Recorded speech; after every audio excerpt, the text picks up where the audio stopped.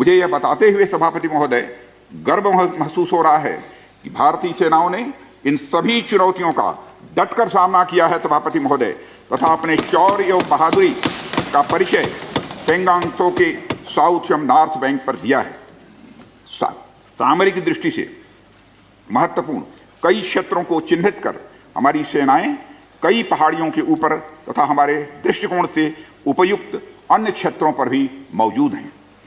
भारतीय सेनाएं अत्यंत बहादुरी से लद्दाख की ऊंची दुर्गम पहाड़ियों तथा कई मीटर बर्फ के बीच में भी सीमाओं की रक्षा करते हुए अडिग हैं और इसी कारण हमारा एज बना हुआ है। सभापति महोदय, हमारी सेनाओं ने इस बार भी यह साबित करके दिखाया है कि भारत की संप्रभुता एवं अखंडता की रक्षा करने में वे सदैव हर चुनौती से लड़ने के लिए तत्पर हैं और अनवरत कर रहे हैं। सभापति महोदय, पिछले वर्ष से मिलिट्री एंड डिप्लोमेटिक लेवल पर चीन के साथ हमारा संबंध बना रहा है। इस बातचीत में हमने चीन को यह बताया है कि 3 सिद्धांतों के आधार पर हम इस समस्या का समाधान चाहते हैं। फर्स्ट, दोनों पक्षों द्वारा एलएसी को माना जाए और उसका आदर किया जाए। दूसरा, किसी भी पक्ष द्वारा यूनिलेटरली स्टेटस को बदलने का प्रयास न किया जाए। तीसरा, सभी समझौतों का दोनों पक्षों द्वारा पूर्ण रूप से पालन किया जाए। सभापति महोदय, फ्रिक्शन क्षेत्रों में डिसएंगेजमेंट के लिए भारत का यह मत है कि 2020 की फॉरवर्ड डिप्लॉयमेंट जो एक दूसरे के बहुत नज़दीक हैं वे दूर हो जाएं और दोनों सेनाएं वापस अपनी अपनी स्थायी एवं मान्य चौकियों पर वापस लौट जाएं। सभापति महोदय, बातचीत के लिए हमारी स्ट्रेटजी तथा अप्रोच माननीय प्रधानमंत्री जी के इस दिशा निर्देश पर आधारित है कि हम अपनी 1 इंच जमीन भी किसी और को नहीं लेने देंगे। हमारे दृढ़ संकल्प का ही यह फल है कि हम समझौते की स्थिति पर पहुंच गए हैं।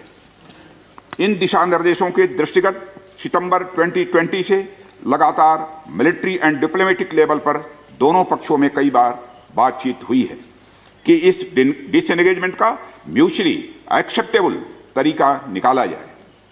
अभी तक सीनियर कमांडर्स के स्तर पर 9 राउंड्स की बातचीत हो चुकी है। राजनयिक स्तर पर भी WMCC यानी working mechanism for consultation and coordination of India China border affair के तहत भी बैठकें होती रही हैं। सभापति महोदय, मुझे सदन को यह बताते हुए खुशी हो रही है कि हमारे इस अप्रोच तथा सस्टेन्ड टॉक्स के फलस्वरूप चीन के साथ पेंगोंग लेक के नॉर्थ एवं साउथ बैंक पर डिसएंगेजमेंट का समझौता हो गया है।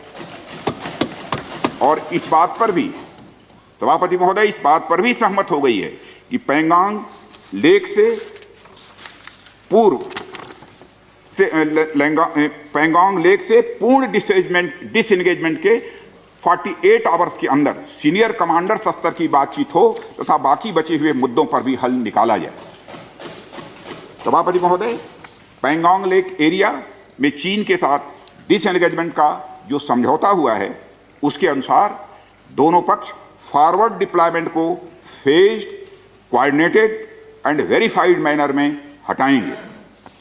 चीन अपनी सेना की टुकड़ियों को नॉर्थ बैंक में फिंगर 8 के पूरब की दिशा की तरफ रखेगा और इसी तरह भारत भी अपनी सेना की टुकड़ियों को फिंगर 3 के पास अपने permanent base Dhan Singh Thapa post पर रखेगा।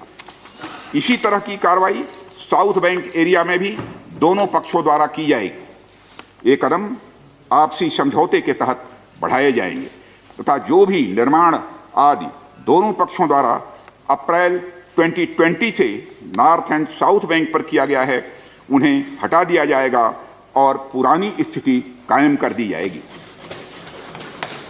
सभापति महोदय, यह भी तय हुआ है कि दोनों पक्ष नॉर्थ बैंक पर अपनी सेना की गतिविधियां जिसमें परंपरागत स्थानों की पेट्रोलिंग भी सम्मिलित है को अस्थायी रूप से स्थगित रखेंगे।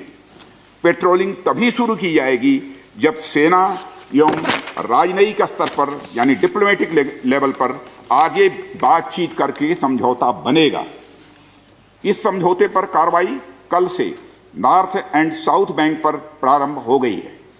यह उम्मीद है इसके द्वारा पिछले साल के गतिरोध से पहले जैसी स्थिति बहाल हो जाएगी। सभापति महोदय, मैं इस सदन को आश्वस्त करना चाहता हूं कि इस बातचीत में हमने कुछ भी खोया नहीं है। सभापति महोदय, सदन को यह भी जानकारी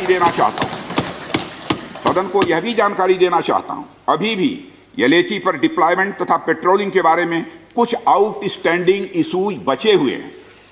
इन पर हमारा ध्यान आगे की बातचीत में रहेगा। दोनों पक्ष इस बात पर सहमत हैं कि बाइलेटरल एग्रीमेंट्स तथा प्रोटोकॉल के तहत पूर्ण डिसएंगेजमेंट जल्द से जल्द कर लिया जाए। अब तक की बातचीत के बाद चीन भी देश की संप्रभुता की रक्षा के हमारे संकल्प से पूरी तरह और अच्छी तरह अवगत है।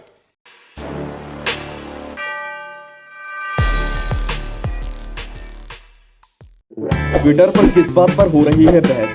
मोदी ने कौन सा बड़ा ऐलान कर दिया? इंस्टाग्राम पर क्या फैला है? क्रिकेट जगत में किसने छुड़ाए किसके चक्के? राजनीति में क्या हो रही है उठापटक? किसने किस पर कसा तंज? अब इन सब की जानकारी मिलेगी एक ही जगह पर। जी हाँ, सब्सक्राइब करके द हिंदुस्तान मिरर को और पाएं डेली न्यूज, राजनीतिक उठापटक, क्रिकेट की खबरें और भी बहुत कुछ, सिर्फ और सिर्फ द हिंदुस्तान मिरर। तो अभी स्क्रीन पर दिख रहे रेड बटन को दबाकर जुड़ जाए द हिंदुस्तान मिरर के साथ।